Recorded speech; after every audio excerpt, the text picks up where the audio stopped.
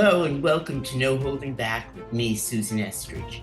Each week I'll have the privilege of talking with some of the biggest names from the worlds of media, politics, and law. Nothing is off the table. I'll be speaking my mind and encouraging my guests to do the same.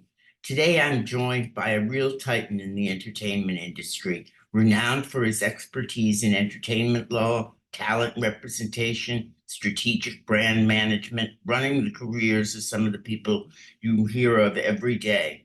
With a career spanning over 30 years, our guest has been at the forefront of shaping the careers of some of the most influential names in music, film, television, and beyond. From negotiating groundbreaking deals to navigating the complexities of the ever evolving media landscape, our guest has not only redefined what it means to be a top tier entertainment lawyer, but has also seamlessly transitioned into the role of a trusted advisor and manager to an elite roster of clients. Whether it's guiding emerging talent towards stardom or championing diversity and inclusion within the industry, our guest's passion for fostering creativity, integrity, and success shines through in everything he does. It's my distinct pleasure to welcome the one and only Ken Hertz. Ken, thanks so much for joining us today. It's so funny. I was listening to that introduction and thinking, this guy sounds fantastic. I I was think he is. absolutely looking forward to hearing whoever your guest was. Thank No, you. you're One delivering correction. yourself. This is your career. You've done amazing stuff. Tell me what's going on right now in the entertainment industry. Yesterday, the headlines were all about Paramount and the CEO being ousted. And it seems like the industry is in real tumult. Is that just yesterday, or is that really what's going on? No, I think it's every day, and it has been for a long time. I mean, the problem is that, I once went to a conference and uh the head of one of the networks was sitting on a panel, and he basically said, the sky is falling. Right. And I can't think of a conference where this was a television conference, right? This was, network television is over, cable television is over, satellite television is over, digital television is over. It feels like every few years, it's all about broadcast, it's all about cable, it's all about digital. It is until it isn't. And I think the truth is that, you know, it may be that Marshall McLuhan and Andy Warhol got it right, and in fact, maybe they understated uh, the importance of media technology and its constant disruption. Um, Everything is about media. It somehow always has been. It's just in our face now in a way that makes people believe that uh, everything is happening elsewhere and everything is falling apart all the time.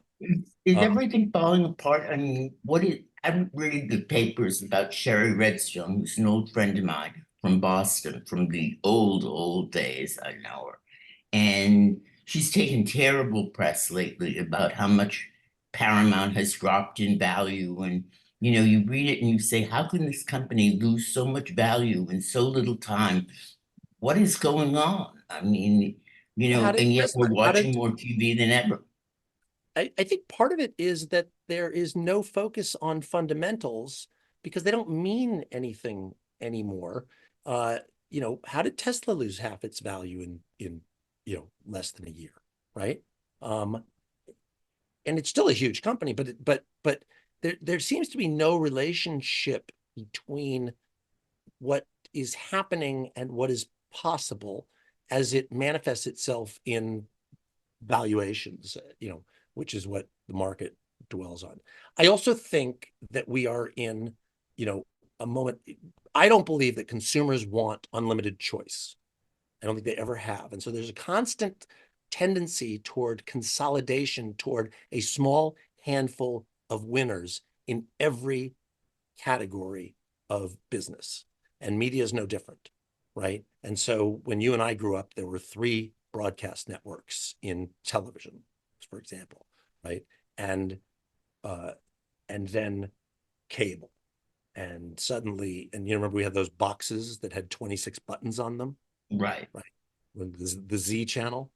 And, that changed our lives in what we thought was inconceivably dramatic way, and that 26 channels was unlimited choice.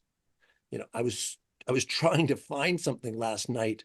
I couldn't remember which, without going onto Google and searching for it, I couldn't remember which streamer carried the show that we were looking for. Right. And we'd been watching it, but I just couldn't, like, was it Hulu? Was Right. it Paramount Plus? Was it Discovery Plus? Was it, was it Disney Plus? Was it, and I realized that, Everybody's a plus now. well, sure, but also, or a Max, right? But was it on Max, which it's impossible for me not to refer to as HBO, right? Right. But there was a time, if you'll recall, when HBO was the only premium channel that mattered.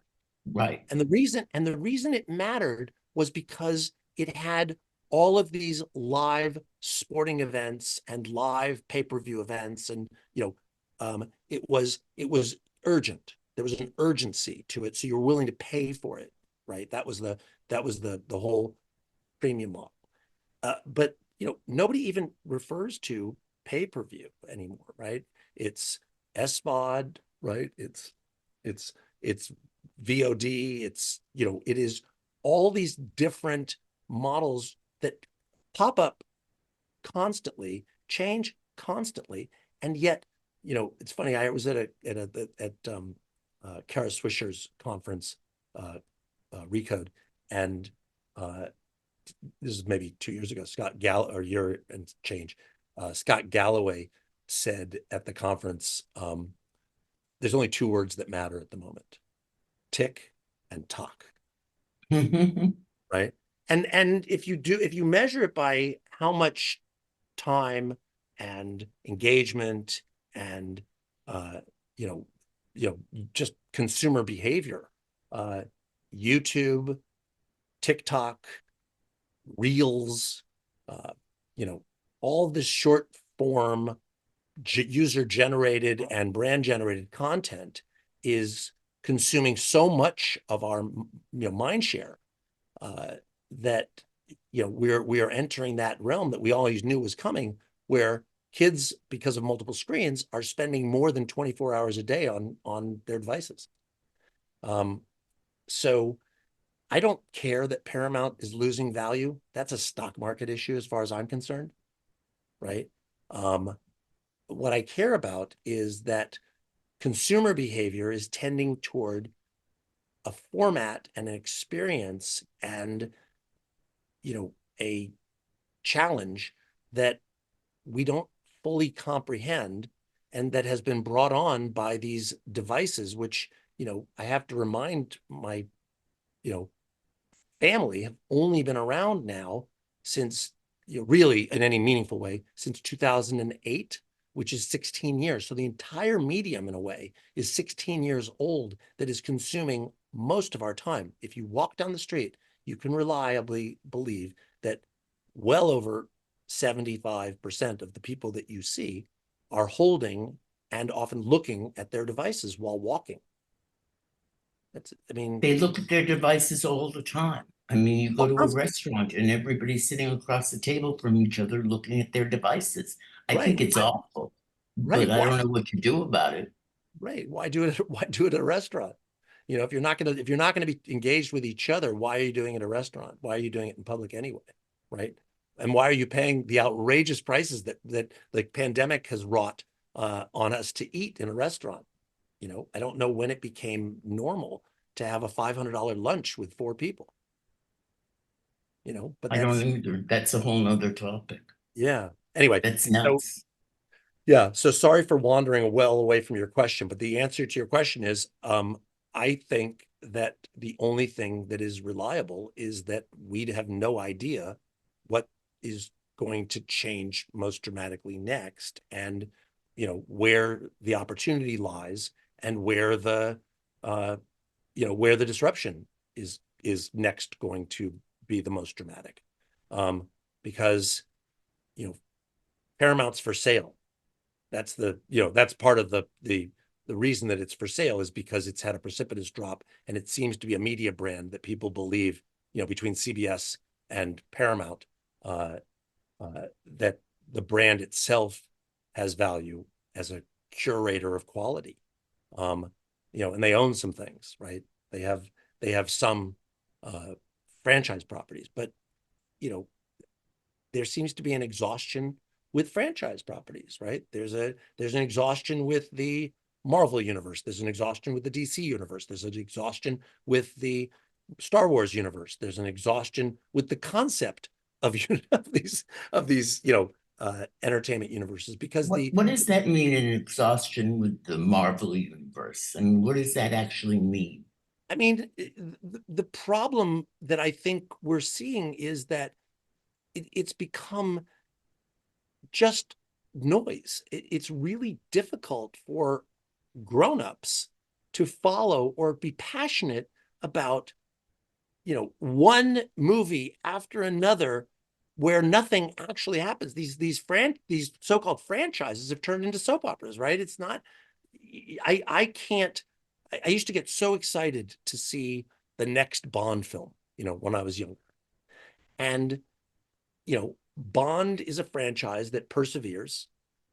And yet there is a feeling that we've all had for many years, at least, that, of my age, that it's the same movie over and over again, right? You're just seeing the same story play out with a new set of, modern facts. There's no big innovation except for the fact that they killed Bond. And so we're now going to have, I guess, either a complete reboot of the franchise, or they're going to, call it 007 and just cast a new person as 007, and that person will have another name. There's no value in the franchises if they lose their ability to get people excited. And the problem is, and this is true, this was true of unscripted television as well, right? Is that when Americans first started to embrace these unscripted television shows, it became clear very early on that in order for them to succeed, they had to be more outrageous than anything else, right? That the bar just kept getting lifted on how outrageous we could be. And that's how you built audience. And then that quickly became, like everything in Hollywood, that became an exercise in, it has to be, it has to have celebrities. It has to have, downtrodden celebrities. It has to have, the implication of nudity. It has to have the implication of sex. It has to have graphic nudity or graphic sex. It has, in order to get people's attention, it has to be in your face, and it has to be, it's not good enough that there's one below deck. There have to be multiple below decks. There have to be, and then each of them has to be more outrageous than the last one. And I think that the problem with that, and this applies to these franchise films, is that the technology changes very quickly, but it's not changing as fast as our appetite for more outrageous, explorations of content. And I don't know where that ends, but I do know that it's having sociological impact on our children in ways that we don't know how to assimilate, because it's been such a short period of time that we've made this drastic leap from where we were to where we are, right? I mean, could you have even imagined either the political landscape that's brought on by the media, or the impact and influence of a format like a Pornhub and all of its progeny, right? The fact that our children, who you can't, without a lot of effort and the kind of parenting that is very difficult for anyone with a job to provide, that our children would have access to 24/7 unlimited selection of both professionally produced and amateur pornography, graphic pornography. Um, you know, I I don't even know what the impact of that is going to be on, our family units, our lives in general. But I can't imagine that plus income inequality, plus, the political divisiveness, which is fueled by the media environment, is going to be um, uh, is going to result in anything good. How do you see the political environment being fueled by the media in this Okay, horribly so I have a, destructive I way? have a personal theory about this, and you tell me if you disagree. I believe that MSNBC is one of the most profitable units in the uh, uh, uh, NBC universe, and I believe, that Fox News is, is the, the most was the most profitable division within Fox It Studios. was. Disney bought everything up, but Fox News essentially. Um, uh, and I believe that the Super Bowl is a lot more. They've done all sorts of things, but the Super Bowl is always a nail biter for some reason, right? That all the changes they made to the rules, all the way that they've changed the recruiting, all of the, the competitiveness, whatever. Somehow, the Super Bowls seems to me, this may be entirely my perception, seems to be the Super Bowls almost always close. And once upon a time, it used to be a blowout. And I believe that elections in a country of 350 million plus people, elections boil down to a few thousand votes in a few counties in a handful of states. How is that possible? I believe it is possible because it is profitable for it to be close. Drama is good for ratings. Drama is good, ratings are good for ad revenue. And, the fact of the matter is that it's because we're all so connected all the time, talking to each other, talking within our echo chambers all the time, being fed this constant reinforcement of our point of view, that what happens is people can't take their eyes off of whatever is their media, right? To go back to your original question, people can't stop getting their narrative of what they believe, uh, and that that fuels nail biter elections and, perfect division uh, within a country of 350 million people who once upon a time generally agreed on a news outlet, generally agreed on a narrative, that there was very little that we didn't have a factual basis to understand and believe.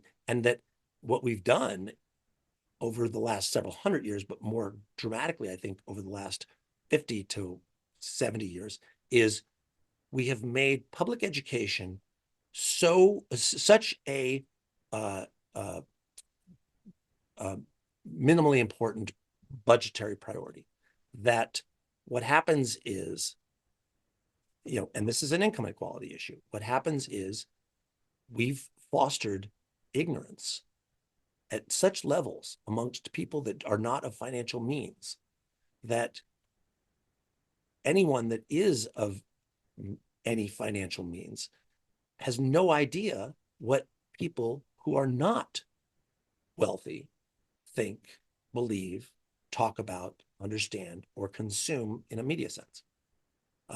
So the answer to your question is, I think that there is this dramatic political divide where Democrats can't be friends with Republicans. They can't have a conversation about almost anything. And the vast majority of Americans are susceptible to believing a specific narrative and to completely reject and be unable to even understand or comprehend a counter narrative. That's what I mean when I talk about the political divide. And I do think that that's fueled by the media, because not because, the media is awful, not because everybody lies, but because there's so much money in it. And we don't, it's funny, we talk about what a Christian country we are. But the truth of the matter is that, we worship money. Greed is the greatest driver of behavior in the history of the planet. And, you know, it has, capitalism has no conscience. That's not anti-capitalist. Capitalism is the most efficient way to create productivity, but it is not the best way to achieve any kind of social growth. Should the entertainment industry have a conscience? Should I what? mean, should the entertainment industry have a conscience? I think everyone should have a conscience. I think everyone does, right? I just think that there's a financial incentive to dull your conscience, right? Look, that's what trickle down economics was all about, right? That was a way of saying to people, the best thing you can do for everyone else is care only about yourself, right? The Gordon Gekko greed is good line, one of the, I think media is a reflection of society. I think,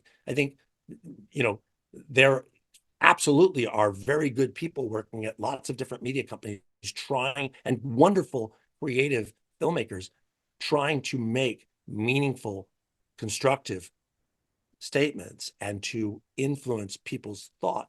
But in the same way as, the book industry is a tiny little industry now in the media realm, right? I also think that, films like American Fiction, films like Past Lives, these films find a very small audience. And the problem is that the audience that sees them thinks that everybody's seeing them. We delude ourselves into thinking that everybody knows what we know, that everyone sees what we see, but it's not true. But we're encouraged by the media that we consume to believe that the media that we consume is the general conversation. That's not true. During the pandemic, I had reason to visit Columbus, Ohio, and Tulsa, Oklahoma. And I have to admit that in both places, I was shocked at how ignorant I am about the way life goes on in many parts of the country. And I do think that on an individual basis, everyone wants the same thing, right? They want to be safe, and they want to be happy, and they want their families to be safe, and they want their families to be happy. But I think that we are all fed a media narrative that is the most profitable for the media provider, and feeds whatever narrative is going to keep us consuming that media. How do you keep going if that's what you believe? Well, I don't think, if you really want to know what I think, I don't think, Yes. I don't think that it is fixable. I don't think that we're going to be able to rectify the damage that has been done and now accelerates at what I believe is an accelerating pace toward a future where we're going to fix the increasingly dramatic income inequality. I mean, think about it. How long ago was it that you knew no billionaires, and how many billionaires have you met and do you know now? A lot more than I used to know, and I try to represent as many of them as I can. What can I tell you? Right, because that's why did Jesse James rob banks?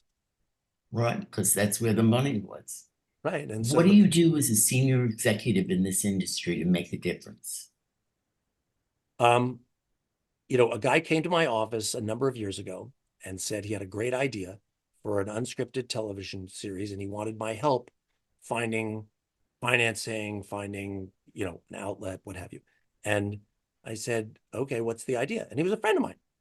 And he said, I've been talking to the state of Florida about a mixed martial arts broadcast series where death row inmates would fight against each other in caged matches. And That's outrageous. I said, you mean you think that that is something that will be permitted in the state of Florida? He says, yeah, it's the only state that will let us do it. But, if we can't, we'll move it to the Cayman Islands, or we'll move it to Puerto Rico, or we'll move it to whatever. I mean, we'll do it in Cuba, whatever. Uh, and I threw him out of my office. And I said, if you pull it off, I'm sure you'll find an audience, and I'm sure it will be the most controversial, the most outrageous, and I'm sure it will be very lucrative for you and for whoever you convince to advertise on it. Or if it's a pay-per-view, I'm sure you'll sell lots of tickets. I don't want to have anything to do with it. Right. And I'm not, presumptuous enough to believe that I'm the only person that could help him find, people willing to work with him on that. But when American Gladiators premiered, I got a phone call from a friend who ran a talent agency at the time, who called me up and said, "Did you see American Gladiators last night?" And I said, "Yeah, I did." And he said, "Was that the best thing you've ever seen?" And I said, it wasn't, but I absolutely believe that there's more people like you than there are like me that think it is the greatest thing they ever saw. And I said, and the only thing I can think of is that movie Running Man, right, with Arnold Schwarzenegger and the actor from Hogan's Heroes. Just how old I am. The actor from Hogan's Heroes, who also hosted Family Feud for years. I forgot his name. Anyway, and I said, I'm concerned that in order to outdo that, it's going to be, not just football players beating up on, amateur athletes. It's going to be, football players beating up on, mixed martial artists. And then it's going to be, football players, or bodybuilders, beating up on, bodybuilding men beating up on bodybuilding women. Or, it's going to be something that's going to be, that's going to somehow be so much more outrageous that people will, be, watching it because it's a blood sport of some sort. The old joke about I went to a fight and a hockey game broke out. People go to hockey games because fights break out on the hockey rink, and there's an acceptable level of violence. And they let them fight for a certain length of time. They have to throw their gloves down. They have all kinds of rules about how they can have, a brawl, because it makes for good television. I think the only way to be responsible is to decide that, for example, no one's ever adequately explained how they're going to solve the concussion problem in football. But meanwhile, kids are indoctrinated into football at a very young age. And by the time they graduate from high school, the most elite of the football players, who, a tiny fraction of them are ever going to have a career, have already had enough concussions that it's inevitable that they will develop, a degenerative condition that will ruin their lives and make their life expectancy not last long after 40. And yet we continue doing it, right? It's still, I mean, this year's Super Bowl was the most successful, I think, ever. The broadcast, I mean. And I keep coming back to the Super Bowl. And so I think the only way that the media can be responsible is to just decide that that's just not okay. This conversation about making TikTok divest, the problem isn't just Chinese ownership of all that personal information. The problem is the addictive nature of the algorithm that even, my friends that work at the biggest tech companies will tell you they're not really sure how TikTok does it, but their algorithm is far more addictive than anyone else's and far more effective. And, and they have distanced themselves from all the copycats and all the major players, from Meta to YouTube. Google have tried to replicate the success of TikTok, and are frankly considered by teenagers and young people as more trustworthy outlets, but they don't get nearly the traffic. They don't do nearly the amount of engagement and as TikTok.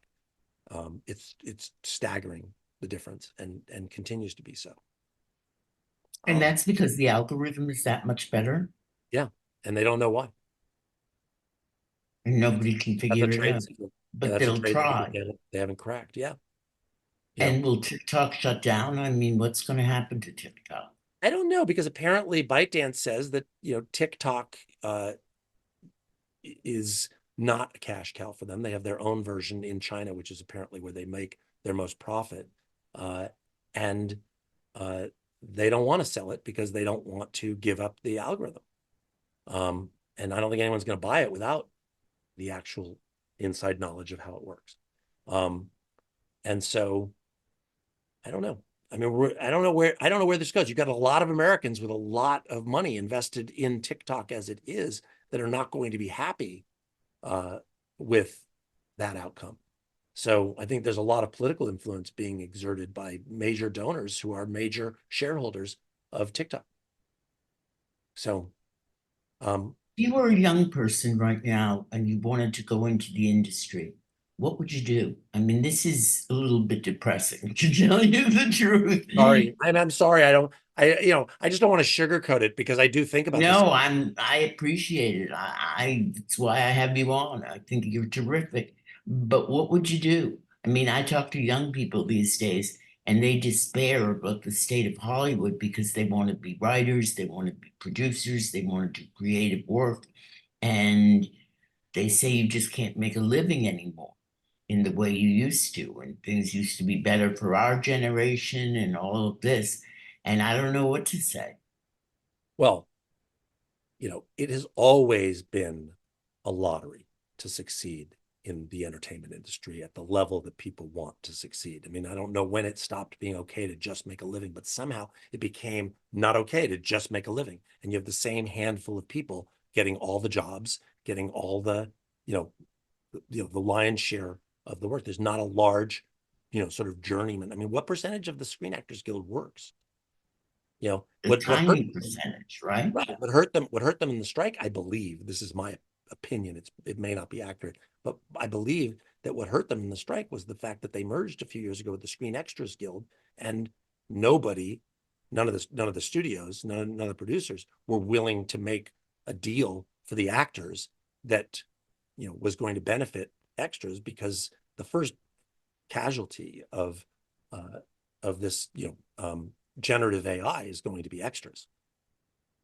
You just won't need them anymore. Yeah, of course, crowd scenes, all the things where they used to just have a corral of people sitting around waiting to just be sitting in the audience, and getting, going through and making all those costumes for all those legions of people that were in big background scenes or what have you at Stadia and whatever. I think all of that is over.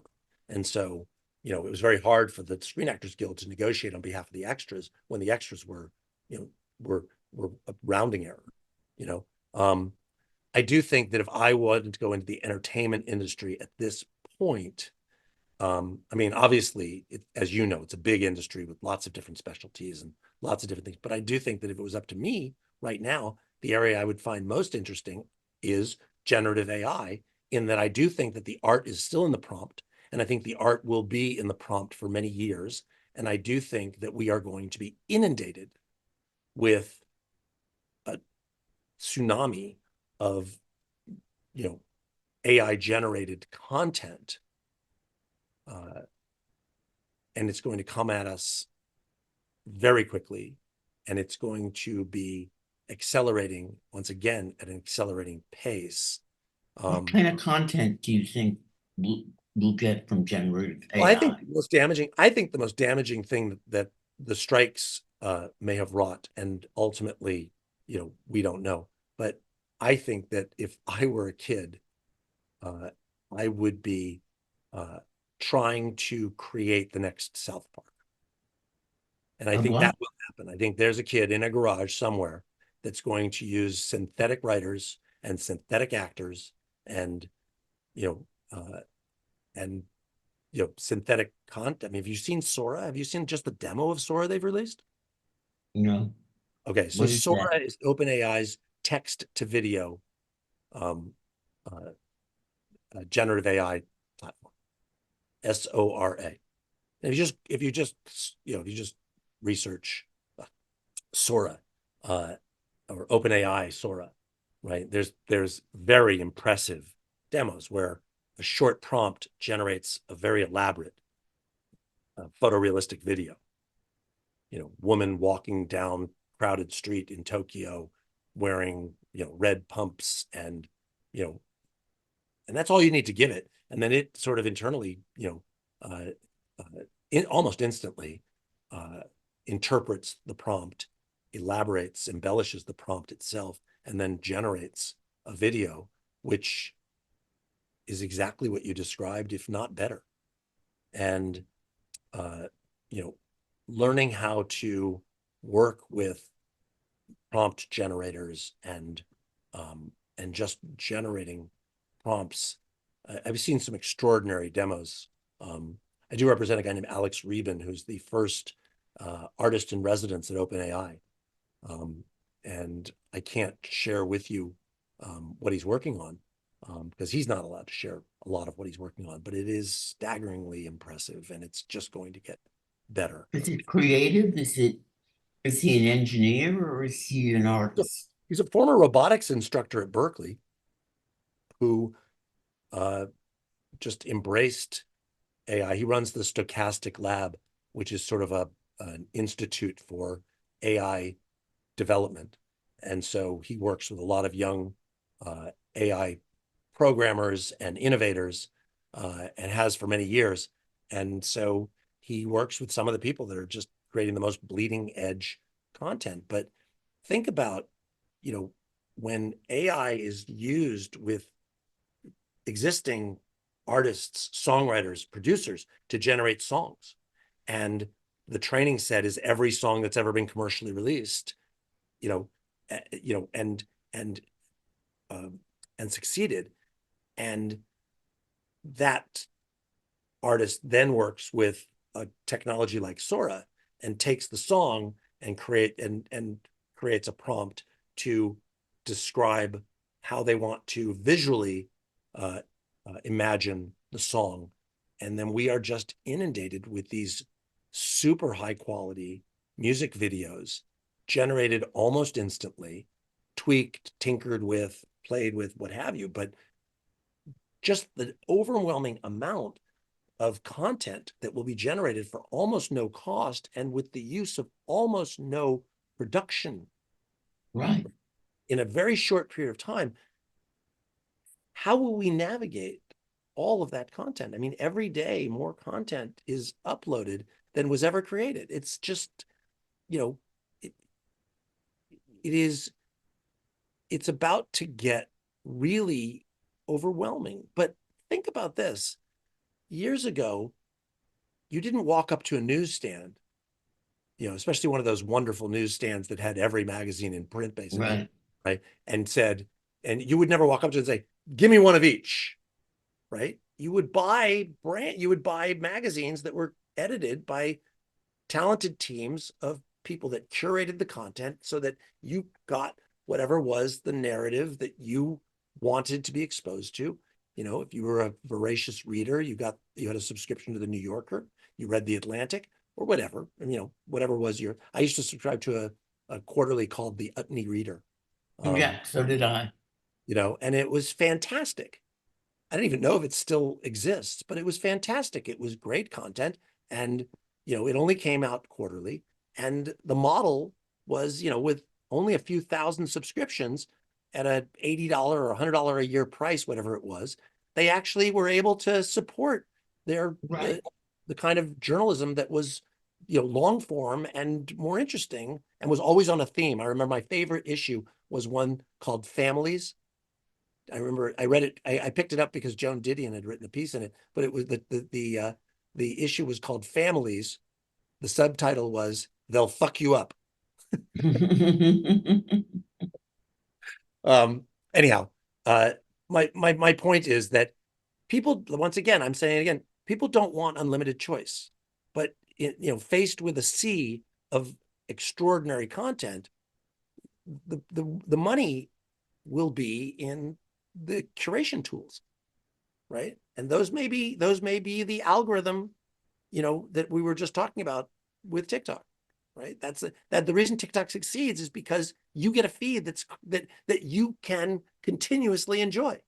And if you stop watching, presumably the algorithm tweaks itself to make sure that your feed is exactly what's going to keep you glued to your screen for the longest period of time. And most likely to, with Instagram or any of these feeds, most likely to get you to buy things, most likely to get you to, I love my Instagram feed. For whatever reason, those ads are definitely targeted at me. There's no question that I'm interested in everything they want me to buy.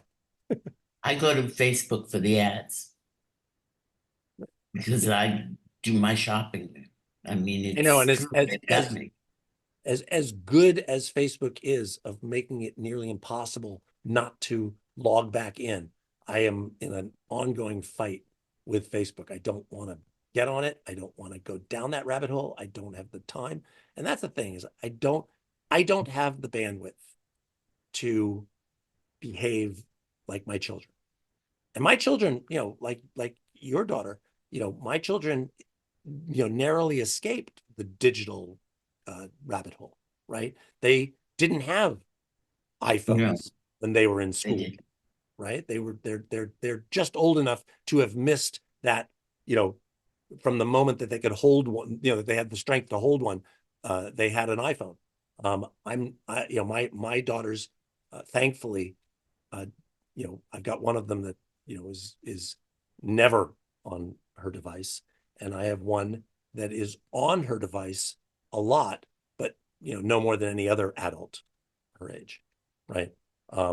So I do feel lucky that their adolescence wasn't completely consumed with that kind of media, and it was more the kind of media, the kind of screens. My son's been programming since he was 7. Right. Right. And that's what he does. Yeah. Yeah. And the problem is that these generative AI tools are getting better and better at doing the programming. Right. And programming, and becoming programmers, if you will. Right. And so stunning. Let me ask you one last question because you've been wonderful. What's the most fun thing about your career? Sorry? What's the most fun thing about your career? The most fun thing that I do, because I do work with a lot of talent, the most fun thing I do is I often get a chance to work with young talent who need to be protected so that they can have a career. And I often meet with the parents. And there was a moment in time where the parents were older than me, and I was closer in age to the client. And that quickly changed to parents were my age and the kids were the age of my children.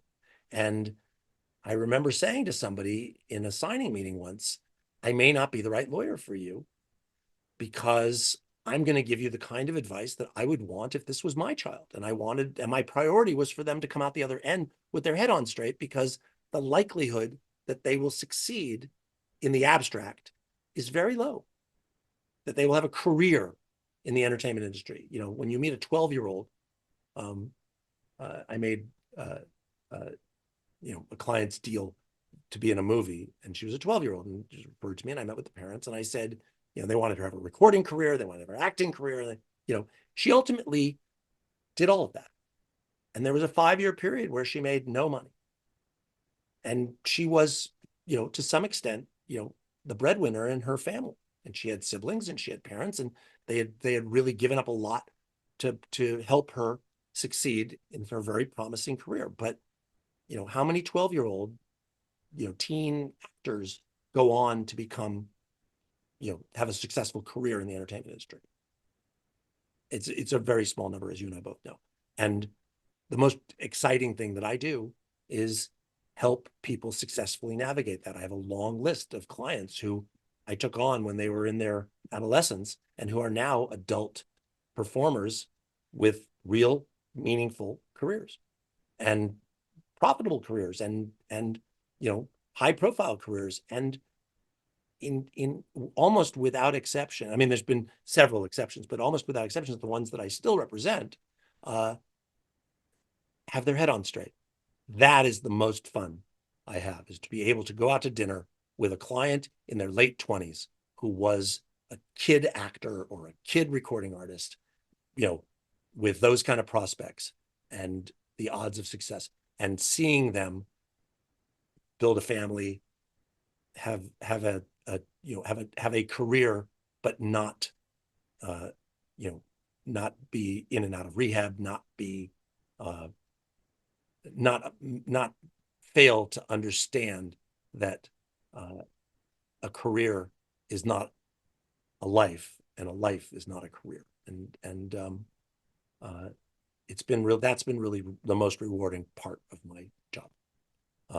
Your And clients are very lucky to some of have the you. people that I've represented, for a long time, it's not a short list, and it's not a list of unsuccessful people, but I'd like to believe that, that I've had an impact on their ability to avoid the pitfalls of what is a really treacherous industry, where people do often put money ahead of logic and ahead of compassion and ahead of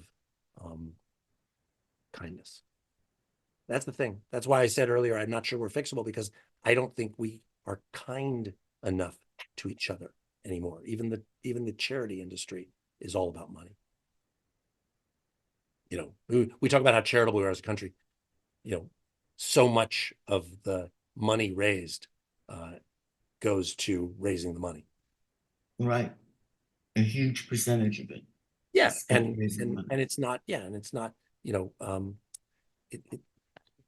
don't put the smartest people in charge. We don't prioritize results. We treat symptoms, not problems. We do all sorts of things that are misguided, and we pound our chest a lot and talk about how we're the greatest country ever, the greatest country on earth. I don't know by what metric that's true. That monologue at the beginning of the first episode of Newsroom, where Jeff Daniels gives that fantastic Aaron Sorkin monologue about how we're not the greatest country on earth. It's heresy to say that. Best 5 minutes of television ever. And I hope that every one of your listeners goes back and listens to it again, because there's some great television out there. Yeah. You can find it. That's true. I mean, this is the golden age of content. There is something great for everybody now. And the promise of connectivity and the promise of the global village, that there would be suddenly small audiences would find ideal content for those small audiences, and that would actually be a business when you added it all up. That's what I think generative AI may do more efficiently, that the long tail may actually be profitable. That would be amazing. You've been listening to No Holding Back with me, Susan Estridge. Thank you, Ken Hertz, for a great conversation and being just a great guest and a great mentor to so many people. Tweet us at No Holding Back FM, and if you enjoyed this episode, please share the link on social media. You can sign up to receive an email when a new episode drops at our website, noholdingback.fm. Thank you again for listening, and I'll see you next time. Thanks to Ken Hertz for a great conversation. See you next time on No Holding Back. So nice to see you, Susan.